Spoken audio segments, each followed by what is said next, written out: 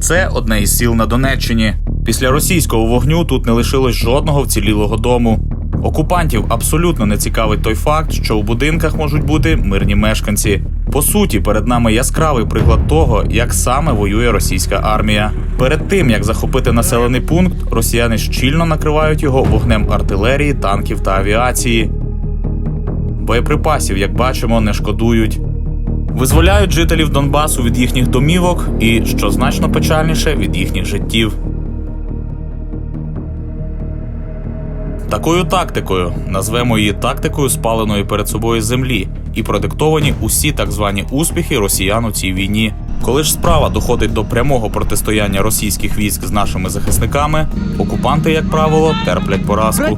Без потужної вогневої підтримки їхні деморалізовані війська, навіть переважаючи чисельно, бояться йти у бій. Особливо ж, якщо мають справу з морськими піхотинцями, елітою Збройних сил України.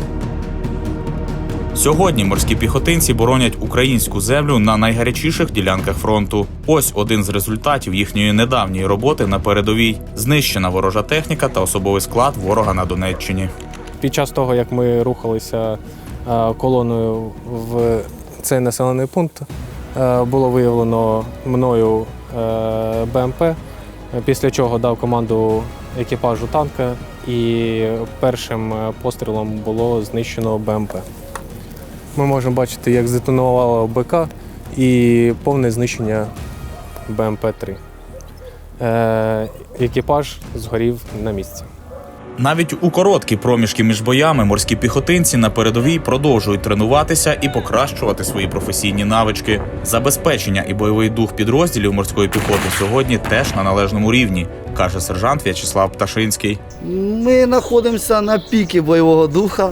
Я вам хочу сказати, у нас все добре, ми кожен день практично тренуємось, незважаючи на погоду. Так що ми повністю готові вже і до наступу.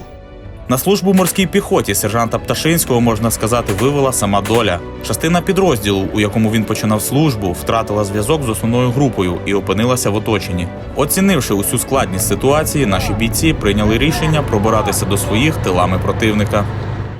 Ми вирушили вранці, по дорозі дуже багато зустрічали ворожої техніки, по посадках на полях стояло дуже багато і ворожої техніки, слідів дуже багато, ворожих сухпайків російських. По дорозі по нам здійснювалися кулеметні обстріли, та також ми бачили ще багато ворожої техніки. Виходила група наших бійців з оточення близько тижня. Зрештою, після тривалого маршу тилами противника 3 з 5 наших воїнів таки пощастило вийти на позиції морських піхотинців. Так почалася їхня служба в підрозділі морської піхоти. Підрозділі, що стримує і знищує сьогодні ворога на Донеччині. І запевняємо, робить це надзвичайно ефектно і ефективно. Олександр Соловій, Єгор Далієвський, Єгор Трошкін, Василь Соловій, Військове телебачення.